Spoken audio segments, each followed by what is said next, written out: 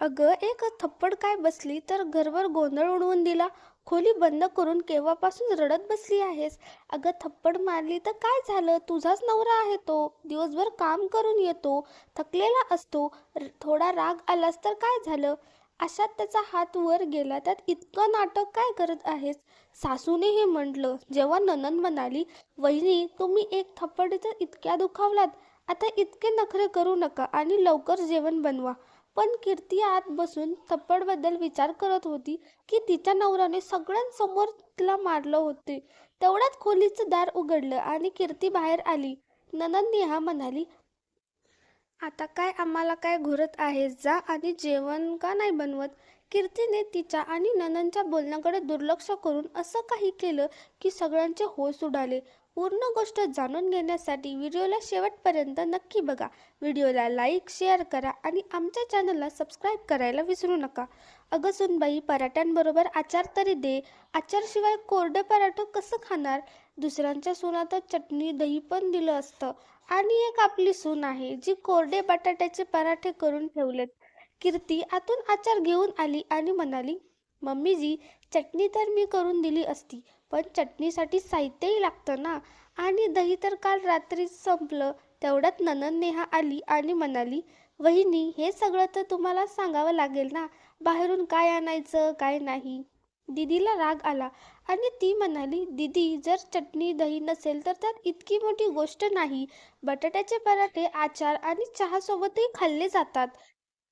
हे ऐकून सासू चिडली आणि म्हणाली, कळत नाही कसल्या कुठल्या घरातले आहे. खायला घालायचं सुद्धा शिष्टाचार नाही आणि वर उभी राहून तोंड चालवत आहे. कीर्तीला सासू लय बोलणं खूप राग आला आणि ती म्हणाली, मम्मीजी तुम्ही खानदानाबद्दल बोलू नका. माझं खानदान कसं आहे हे जर ऐकलत ना तर तुमचं डोकं फिरेल. काही बोलायचं असेल तर मला बोला, कुटुंबावर बोलू नका. कीर्ती पटकन स्वयंपाकघरात निघून गेली आणि मागून नणंद रागाने म्हणू लागली, मम्मी तुम्ही हिचं तोंड बंद का करत नाही? जर आत्ता हिला आवरलं नाही तर पुढे काय काय करेल आणि आपल्याला काय काय ऐकावं लागेल. सासू म्हणाली, आता काहीतरी करावंच लागेल. प्रत्येक गोष्टीवर उत्तर देते. संध्याकाळी कीर्तीचा नवरा वैभव ऑफिसमधून आला तर सासूने लगेच कीर्तीची तक्रार करू केली. बेटा, मी जर चटणी दहीसाठी बोलले तर काय गुन्हा केला? काय हे सगळं तिच्या माहेरून येतं का? मला उलट बोलायला लागलीये. अरे तू हवा होतास तर नेहाकडून विचार. नेहासमोर कशी वागली ती माझ्याशी. आईचं बोलणं ऐकून वैभवच्या डोळ्यात राग उतरला आणि तो धावत स्वयंपाकघरात गेला. कीर्तीचा हात धरून म्हणाला, कीर्ती ही काय बदतमीजी आहे? माझ्या अनुपस्थित तू आईची बहिणीशी असं वागतेस? जर तुझी वहिनी तुझ्या आईशी असं वागली असती तर तुला कसं वाटलं असतं? कीर्तीला समजलं की आईने आणि मुलीने तिच्या नवऱ्याचे कान भरले आहेत. हे विचार करत तिलाही राग आला आणि ती लगेच म्हणाली, वैभव जर माझी आई प्रत्येक वेळी माझ्या वहिनीच्या कुटुंबावर जात असेल तर माझी वहिनी सुद्धा सहन करणार नाही. आणि हेच माझ्यासोबत होतंय. प्रत्येक वेळी मम्मी म्हणतात, तुमच्याकडे असं नाही होत का? तुला मम्मीचं असं बोलणं योग्य वाटतं का? कीर्तीच्या तोंडून हे ऐकताच वैभवची पकड सैल झाली आणि कीर्तीने आपला हात सोडून घेतला. पण तेवढ्यात तिथे नेहा आली आणि म्हणाली, वहिनी मम्मी मोठ्या आहेत आणि जर रागात काही बोलल्या तर त्यांना इतकं वाईट वाटून घ्यायला नको होतं. पण या तर अशा वागतात जसा कुठला तरी महाराणीच असतात. जर मम्मी थोडंसं बोलणं सहन करू शकत नाही तर मग मम्मी त्यांच्याशी बोलणं का सहन करतील? यावेळी वैभवला खूप राग आला आणि त्याने कीर्तीला म्हटलं, कीर्ती यावेळेस मी तुला समजावून सोडतोय, पण पुढच्या वेळेस मी हे सहन करणार नाही. मला तुझ्याबद्दल कोणतीही तक्रार मिळू नये. असं म्हणत वैभव रागाने कीर्तीला घालवत स्वयंपाकघरातून बाहेर निघून गेला.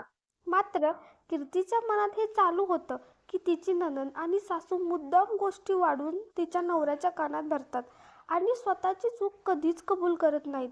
तिने ठरवलं की वैभवला त्याचा खरा चेहरा दाखवेल.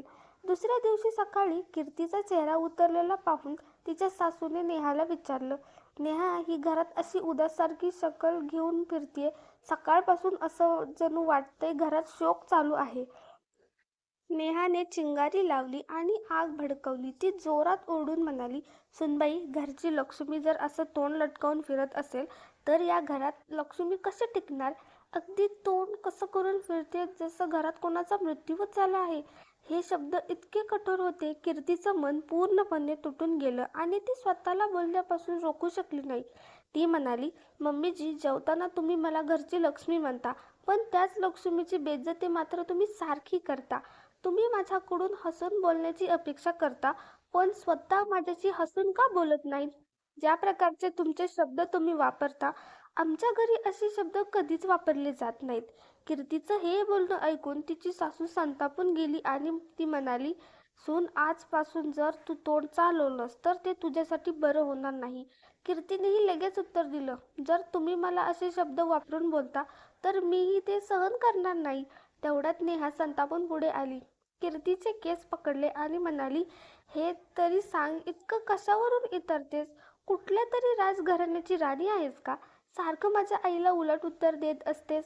काट उघडून ऐकून ठेव, जर तू अजून कुठलीही बदतमीजी केलीस तर आम्ही मुळीच सहन करणार नाही. बिचाऱ्या कीर्तीला कल्पनाही नव्हती की तिची नणंद नेहा तिच्याशी असं वागेल. नेहाने तिचे केस सोडले होते, पण एक नवीन संघर्षाची सुरुवात होती. कारण कीर्तीच्या मनात आता एक ज्वालामुखी धगधगत होता. अजूनही तिच्याकडे त्या दोघींच्या वागणुकीची एकही पुरावा नव्हता. ती स्वतःच्या घरी फोन करून सांगून इच्छित होती, पण तिला माहीत होतं की तिच्या घरी तिच्या वहिनीला मुलगा झाला होता आणि घरचे वातावरण आनंदाचे होते. हवन, पूजा यांसारखे कार्यक्रम ठरवले जात होते आणि त्याची तयारी चालू होती, म्हणून ती त्या आनंदात अडथळा आणू इच्छित नव्हती. दुपारी वैभवने कीर्तीला फोन करून सांगितलं, आज मला पगारासोबत बोनस मिळालाय. मला जेव्हा कधी बोनस मिळतो आपण बाहेर जाऊन जेवण करतो. त्यामुळे तू संध्याकाळी नीट तयार हो. मी आई आणि नेहालाही सांगितलं आहे. कीर्तीच्या मनात दुःखाचे जे ढग होते ते थोडेफार प्रमाणात त्या एका आनंदाच्या क्षणाने दूर झाले. काही काळ ती त्या दुःखातून बाहेर पडण्याचा प्रयत्न करू लागली. तितक्यात तिला तिच्या नणंद नेहाने सकाळी मारलेल्या हाताखालची आठवली. मग ती आठवून कपाटात संध्याकाळी घालण्यासाठी साडी शोधू लागली. तेव्हाच नेहा तिथे आली आणि म्हणाली, मला तुमचं हे पिंक सूट हवं आहे, जे तुम्ही भैयासोबत मंदिरात घालून गेला होता. सकाळी घडलेली सगळी घटना अजूनही कीर्तीच्या मनात चालूच होती. तिला समजत नव्हतं की मुलगी किती निर्लज्ज आहे.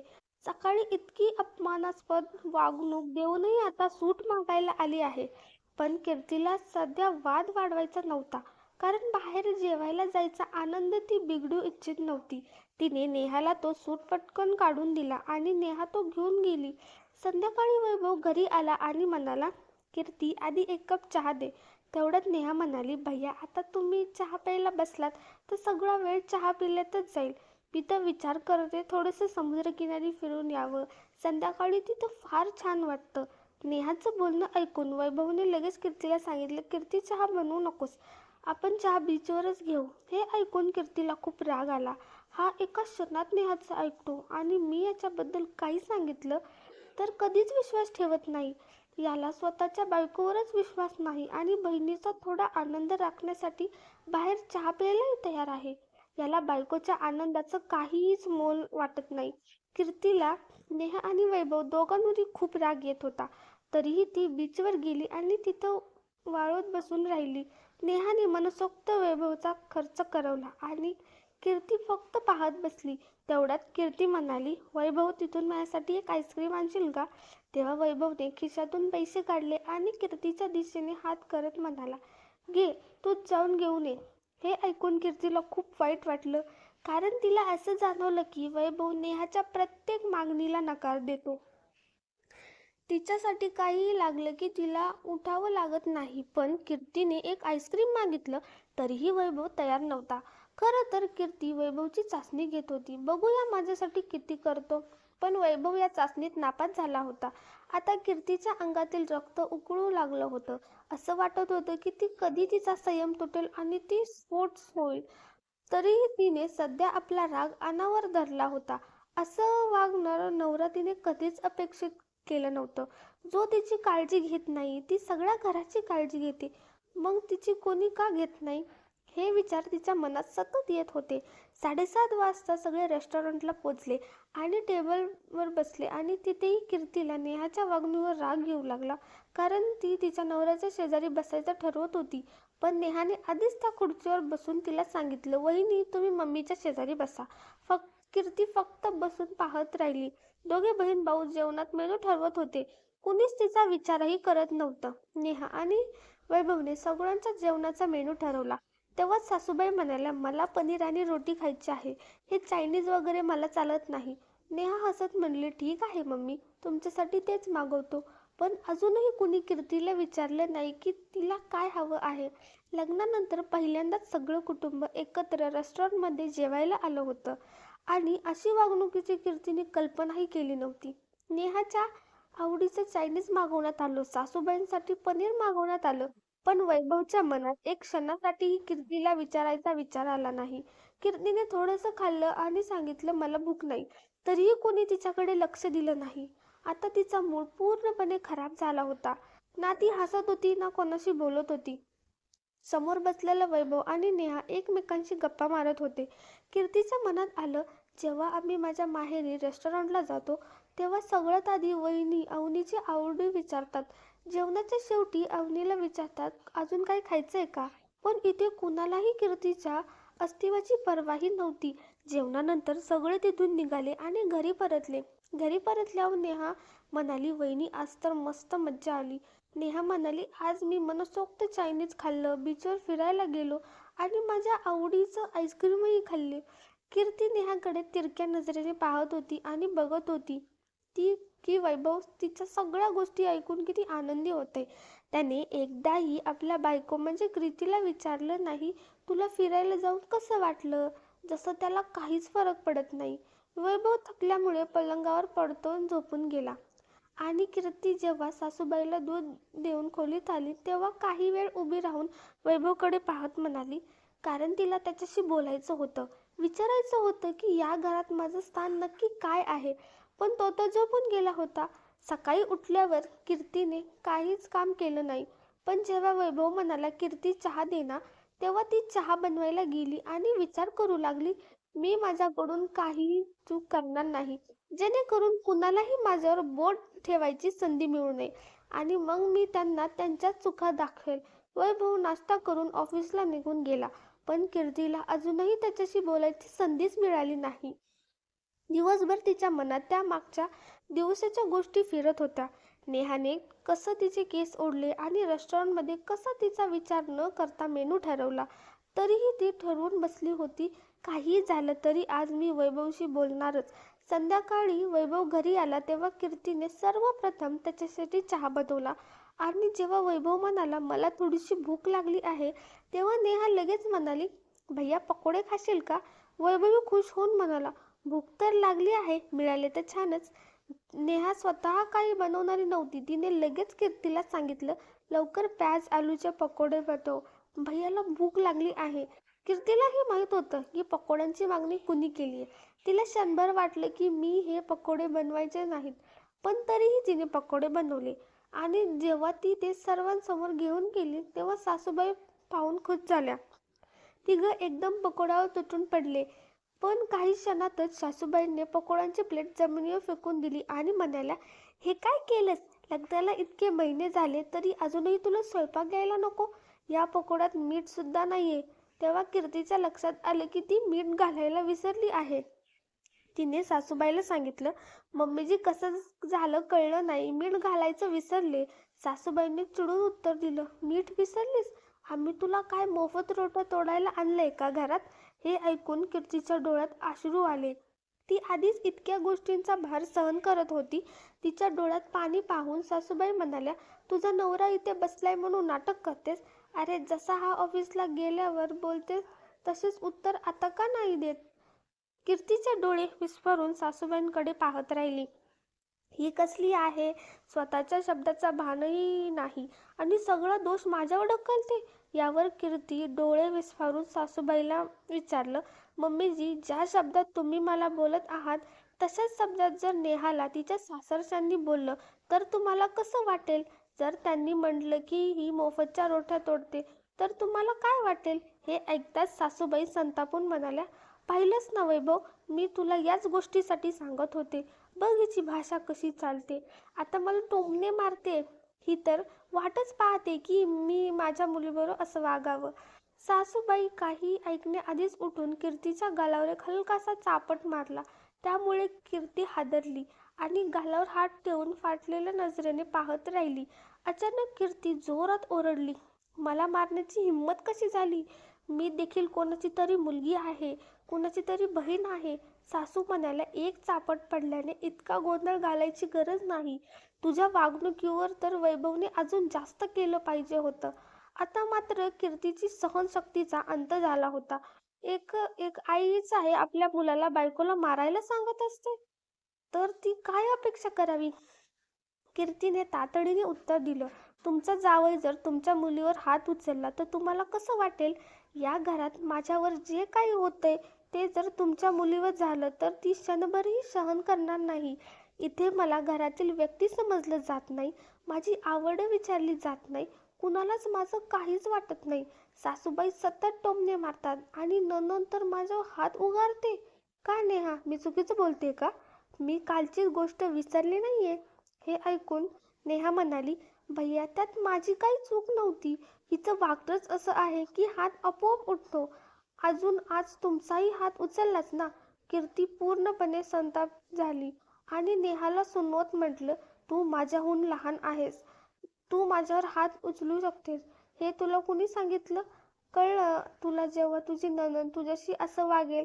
आणि आज वैभवने मला जो थप्पड मारला ते मी अजिबात सहन करणार नाही, कारण माझी काहीही चूक नव्हती.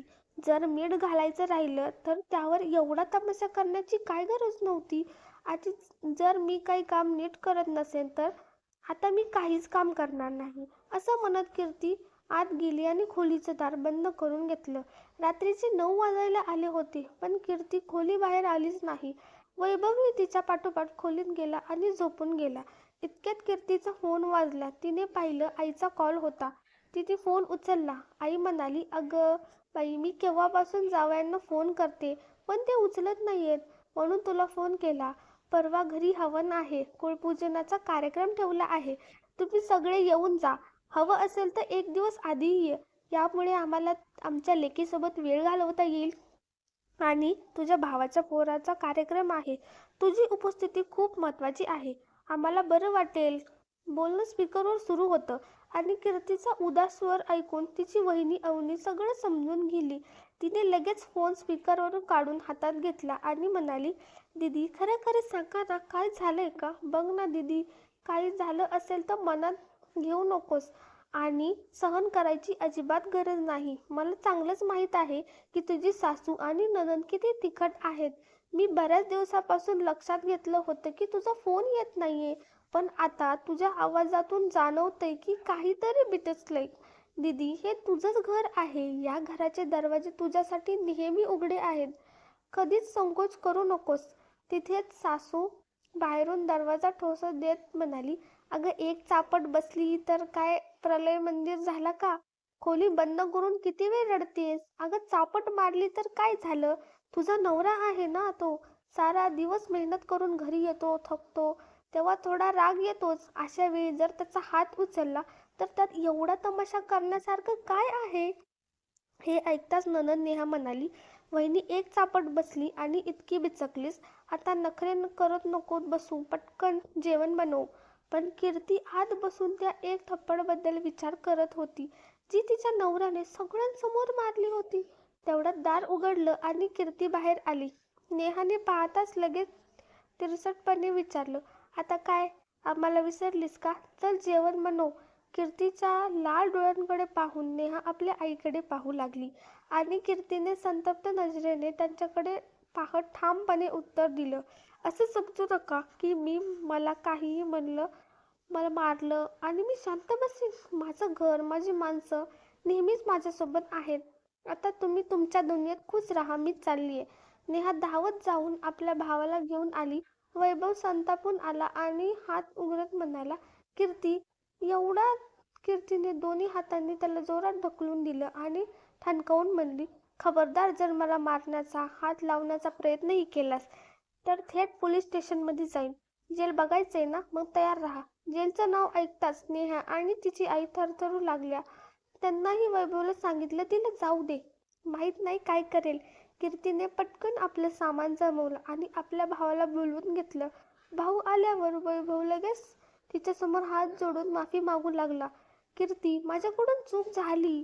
मी तुझं मन समजून घेतलं नाही. प्लीज घर सोडून जाऊ नकोस. मला माफ कर. सासूबाई बोलू लागली, बेटा तू गेलीस तर लोक काय म्हणतील? घरातल्या सुनबाईंनी घर सोडलं म्हणतील. समाजात नाव खराब होईल. कीर्तीच्या डोळ्यातून आग दिसत होती. तिने कठोरपणे उत्तर दिलं, हे सगळं करण्याआधी का नाही विचार केला? का नाही विचार केला जेव्हा तुम्ही तुमच्या मुलाला मला मारायला लावत होता? कीर्तीला आता पूर्ण समजलं होतं, या घरात कुठल्याच सुनबाईला म्हणून स्थान मिळणार नाही. ती आपल्या भावासोबत निघून गेली आणि पुन्हा कधीच परतली नाही. वैभव पुन्हा पुन्हा माफी मागत राहिला, पश्चाताप करत राहिला, पण कीर्तीने त्याला कधीच माफ केलं नाही. मग मित्रांनो, तुम्हाला काय वाटतं? कीर्तीने आपल्या नवऱ्याला, सासूला आणि नंदेला माफ केलं असतं का? तुमचं मत कमेंटमध्ये नक्की लिहा. धन्यवाद. Thanks for watching.